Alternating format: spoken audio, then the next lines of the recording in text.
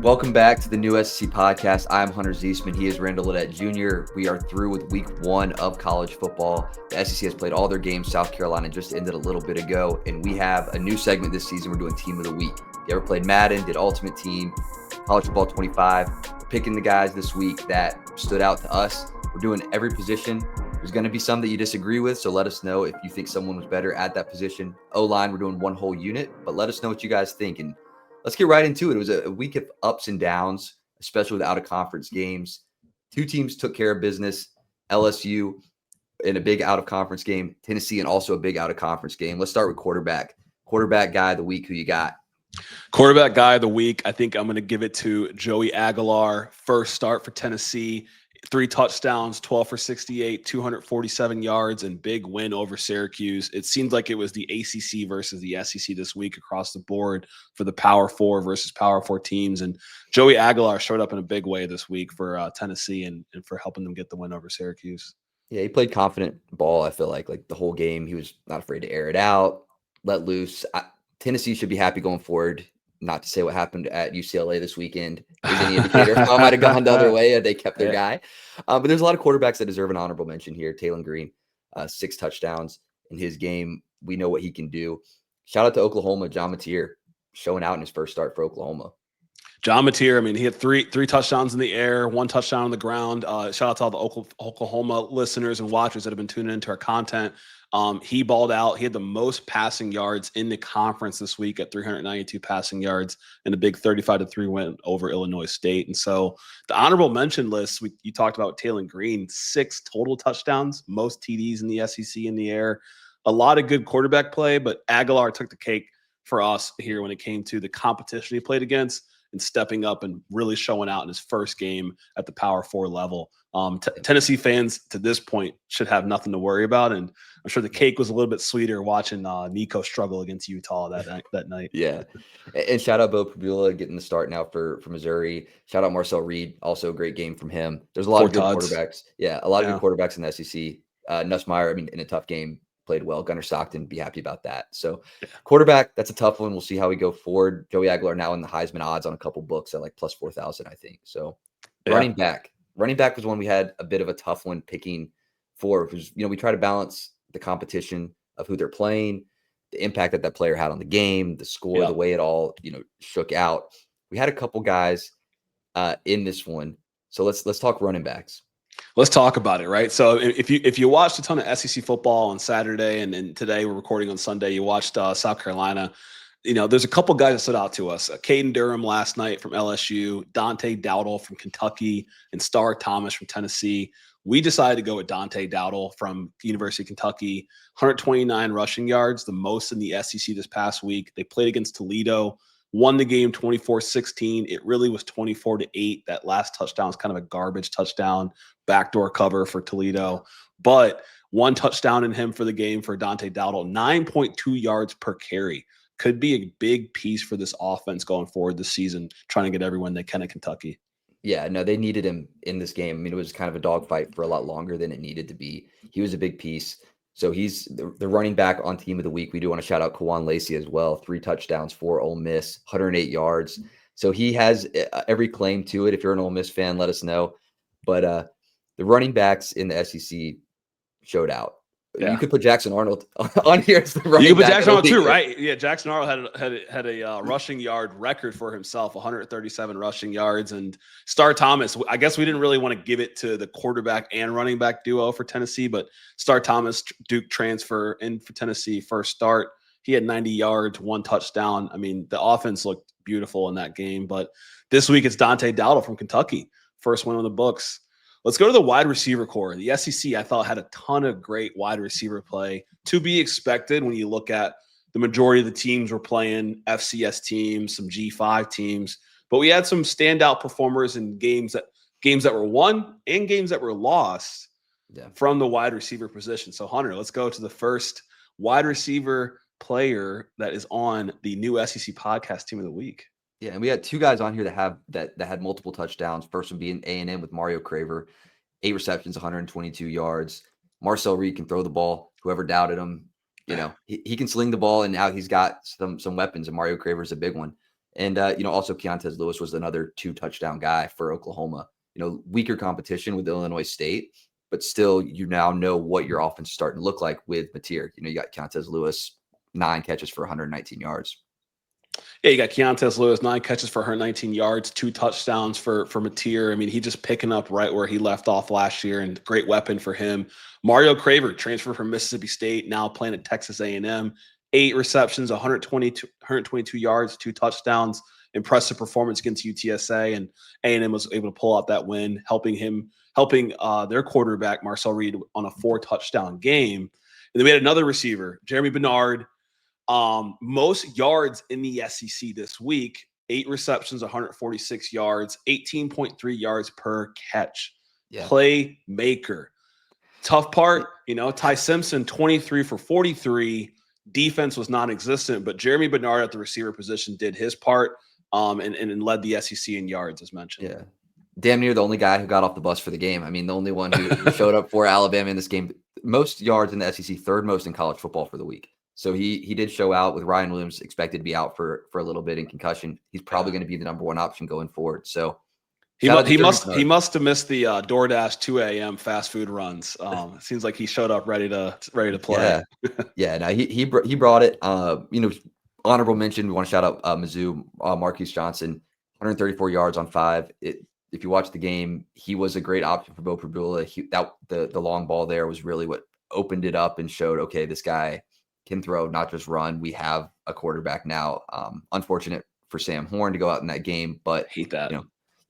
Want to give credit to Marquise Johnson in that one as being a good weapon for Missouri for the rest of the season. Yeah, really impressive what we saw from Marquise Johnson. 61-6 win over Central Arkansas for Missouri. You got to be excited about that Bo Prabula to Marquise Johnson connection. And then they still really haven't unleashed Kevin Coleman as well from that game. The average yards per catch was 26.8 yards. So a ton of great receiver play. This is a position we picked 3 or 4 guys. We want to know what y'all think there. Let's go to the tight end spot. Yeah. We had a couple in this one, and not just going off of stats. We had looked at Ole Miss and Daquan Wright and what he did in that game. Really, the best tight end when it comes to impact on the game. If you were watching late Saturday night, you saw LSU Clemson, saw Trey'Dez Green and the go-ahead touchdown at the end of that game. Impact player. Yeah, impact player. 2 receptions, 17 yards, but that game-winning touchdown. I think this guy is going to find himself on some draft boards here come next April and really show out this fall. But impact player and really kind of boded well with Nuss's composed game. 28 for 38, 1 touchdown, no interceptions. Got rid of that turnover bug. And he's got LSU arguably looking like the best team in the country or the best team in the SEC, I'd say so far. Yeah, they definitely probably the best team in the SEC. I got to look at what the odds are now for them to win the SEC championship. I'm sure they made some jumps, at least over Alabama and Texas having a rough first week. Onto the O-line, like I mentioned before, just a whole unit, not each individual O-lineman, but we got to pick the Auburn Tigers in this one. If you watch the Baylor game Friday night, Auburn bullied them in the trenches. The running was exceptional. Not to discredit what the running backs were doing or what Jackson Arnold was doing, but it all starts with the O-line play. O-line play was literally the main focal point for this game for Auburn. I think the defensive play on both sides was kind of suspect. I think Sawyer Robinson, quarterback for Baylor, had 400 plus yards in the air, but the O-line play. Let's dig into the numbers. 137 rushing yards for Jackson Arnold, all-time record for him. 308 total rushing yards for Auburn. 4 touchdowns, 5 for 10 on 3rd down, 1 for 1 on 4th down. Big, QB sneaks for Jackson Arnold. A lot of runs for Jackson Arnold, keeping the drives going. This O-line was the dominant story in this game, and I would say is clearly the hands down unit of the week. Yeah, and that's our offense right there. Let us know what you think on the offensive side, but onto the defensive side. It's a little tougher. We had some less than stellar defensive performances. We had some great ones, even in losses, looking at Texas and Ohio State, even though they lost that game.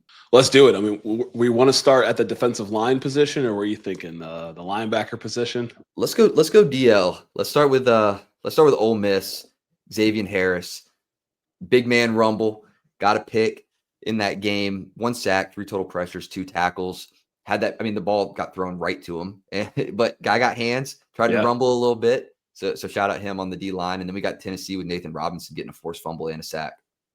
Yeah, I mean, Tennessee really had Steve Angeli in fits when it comes to the Syracuse quarterback and playing in that game. Syracuse was able to kind of establish the run somewhat, but really Nathan Robinson played a key role in kind of adding that pressure to Steve Angeli in Syracuse. Xavier Harris, I would say, was one of the most impressive performances of this week. You look at Georgia State's passing yards, 69 yards. 69 yards, right? You talked about it. 5 tackles, 1 sack, a tackle for loss, and an interception. We understand it's G5 competition, the Sun Belt, but great game from him. And then our 2 edge guys, we had Kendrick Falk from Auburn, preseason first team All SEC, showed out in his first game against Baylor, and then Damon Wilson from Missouri. Yeah, the Georgia transfer, Damon Wilson, limited snaps in this game, but he did get 2 sacks. So already showing out for Missouri, bringing that additional defensive, if you listen to our preview for this game and for Missouri on the season, talked about what impact he could bring coming over from Georgia. Keldrick Falk, in the comments of the Auburn Baylor preview, a lot of Auburn fans were ready to let me know I'm forgetting about Keldrick Falk. We're not forgetting about him. Just didn't think the defense would be up to the level it could be. As some of the DBs, maybe were less than stellar. He was one guy who high motor all game. He played the second most snaps of any edge in the SEC. He was busy, 4 quarterback pressures. So while Sawyer Robertson had his way a little bit with the DBs, Falk was still getting behind the line when it mattered. So those are our 2 edge guys. Yeah, I think it's like, what do you take away from this? Missouri, pretty easy competition. Auburn, you can count on Keldrick. Want to see a little bit more on the DB side, defensive side, but you can expect a good pass rush, at least based off the first week's showing. On to the linebacker play. Let's move it up a little bit further back. Yeah. This is a guy that has played damn near every position on the field. Harold Perkins, LSU. Can't talk about LSU enough. 5 tackles, 1.5 tackles for loss, 1 sack. He had Cade Klubnik spinning. Yeah. 3 total pressures in this one. Cade Klubnik, one of the Heisman front runners going into the season. Everyone talking about him, in this game, holding them pretty significantly in an offense that was supposed to be able to do things. And it's all behind Harold Perkins, the seniority that he brings to this team. So that's a huge linebacker piece. We'll probably, as we do these weeks, we'll see him on there more and more, I would imagine. That's a guy I expect to get multiple stars from us as we continue to talk about this each week. And Clemson doesn't want to see an SEC team now 0-4 against the SEC in the last 2 seasons. So yeah, Kentucky, Alex Safari Jr., 12 solo tackles, 1 sack. He gave up a couple passing yards. They did spill out of the back a little bit. They didn't want this game to be as close as it was, but because the offense wasn't producing, especially early, it was good to have a guy there at linebacker who was able to keep Toledo and have those stops. Yeah, I mean, I think that was kind of the story of the game, right? The Kentucky offense was still kind of putzing around trying to figure out how to get things going. Kentucky defense did their part, and you talked about it. He was the team's leading tackler this week. Really, that's all you can really say about it, and it's on to the next one. I think Kentucky's got Ole Miss next week, right? If I'm not mistaken. Yeah. So they're hoping to get a repeat of last year and get their first SEC win in that game. And Alex Safari, you are one of the linebackers on the new SEC team of the week. Right. At the DB position, let's talk about that. Yeah, I mean, you can start it off. You got your guy here. You're probably the best defensive player this week. Best defensive player this week. I feel like we did our LSU preview, and I got super hype on this guy, looking at his stats and remember what he did last year. Mansour Delane, welcome to the SEC, man. 40 coverage snaps, 2 pass deflections, 1 catch given up, 1 interception when it really mattered, when Clemson was driving to potentially take the lead. He's not only on the team of the week, he's my dog of the week. And I expect him to continue to show out and kind of show that this LSU DB core is back in that Tyrann Mathieu, Patrick Peterson type team. Yeah, I watched some of the videos of the one-on-one snaps he had taken and really like blanketing guys. Like, yeah, he got targeted 8 times, but only 1 reception given up. Blanket. Definitely the best DB this week. Got a couple other guys to give some credit to here. John, I'm going to say your name wrong, brother. John Queese Hardaway at Kentucky, 3 targets, 1 reception. He got a pick in that game. Like we mentioned, with all these Kentucky ones, the offense wasn't rolling, so you had to be able to do what you could defensively. So shout out that, getting an interception in this game. Yeah, I mean, he did his part. Like, not really much more I can add there. The Kentucky defense was the star of the game, as we mentioned, and could be a Maxwell Hairston replacement once again for this year for Kentucky. Yep. On the other side of the DB, I guess we're kind of playing a nickel defense here. We got Jalen McMurray. Is that who we were thinking? Yeah, we got two guys here that could probably take this spot. Tennessee in a big game. Jalen McMurray, he did get a sack out of that position, only giving up one reception on this game. We did want to give a shout out though to Mississippi State. Kelly Jones got targeted 5 times, only giving up one reception, had 2 pass breakups, and 4 tackles. That was another one early on. Mississippi State Southern Miss. That was a little closer than it should have been before they opened it up. So it was good on the defense for holding it down while the offense was catching up. Yeah, and they were playing a pretty good quarterback, right? Byron Braxton for Southern Miss, transfer over from Marshall. So Mississippi State, impressive performance, I think, as they rounded it out. And this Tennessee defense could be a top 5 defense in the country this year. We'll see. I mean, but Jalen McMurray is going to play a huge part of that. On to the safety play. Who's holding it down all the way up top? A&M, Marcus Ratcliffe, 5 solo tackles, 7 total, 2 pass breakups. Texas A&M's defense, suspect at times. I think we can even, if we want to talk more about this game at length, I'm sure we will later as they get ready. They didn't perform to the entire level that they probably could defensively. Yeah. This is one guy, though, did bring the heat, going to be an important piece of this team going forward. A&M defense, you don't see any linebackers or D linemen on our team of the week. The leading rusher in this game was the UTSA running back. He had 177 yards, Robert Henry. So, you win the game, but that is a little concerning when it comes to looking at film and who you got coming up later in the season and the goals for A&M. Not to take away from Marcus Ratcliffe's performance, not to take away from A&M's win, but DB play, second in tackles for the team, 1 tackle for loss, as mentioned. And Texas A&M do what they had done best. And they got Bryce Anderson on the other side, so I think he's so good. We don't even have to shout him out, right? He's been there for a couple of years. Beaumont, Texas native. I got family from Beaumont, so I love seeing him do well. But Marcus Ratcliffe, you are on the new SEC podcast team of the week. Yeah, in the other safety position, who we got? Yeah, we got another guy. We only got 2 losing guys on here, and this is another one. We got Texas Michael Taft. We know what he can do. He brings a lot of seniority to this Texas team. He was great for them last year. In a game against Ohio State, the offense for Texas, atrocious. Yeah. The defense for Texas was solid. I mean, really all game for what they had to do and what they were asked to do. He was all around the field, really commanding that team. So we want to put him there at that spot for what he brings from a leadership perspective to this leadership coverage. And I think, people have really keyed in on Arch Manning's performance. Julian Sayin, I think, went about 10 for 20. If it wasn't for Arch and how he played and him being Arch, I think people would be talking about Julian Sayin's performance. That is a byproduct, a lot of Michael Taft surveying the field, helping this team, ensuring the players in the right position. He deserves a shout out there, and his play allowed Texas to still have a shot to be in this game late into the 4th with less than 3 minutes left.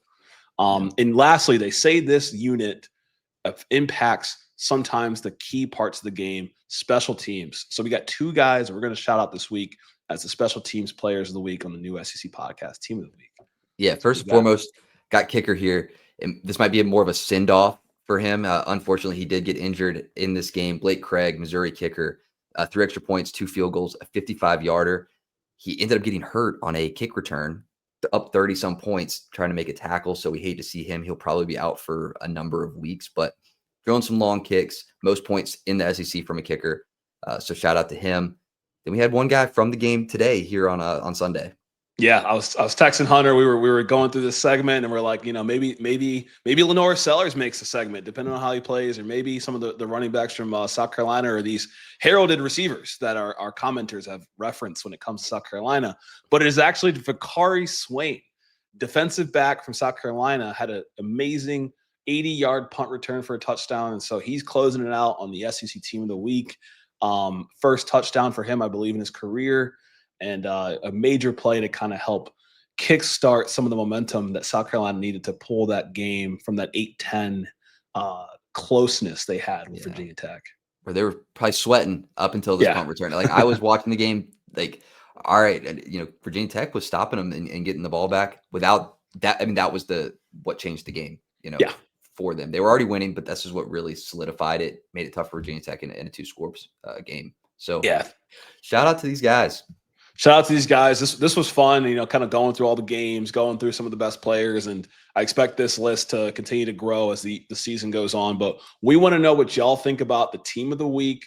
Is there players we miss? Is there guys on this list that you want to continue to shout out, show love? I love Mansour Delane. There's a lot of guys we love. I want to see Blake Shapen on this list one week. But, this is a new SEC podcast, Team of the Week. I'm Randall Jr. Got Hunter Ziesman. Hunter, any final thoughts?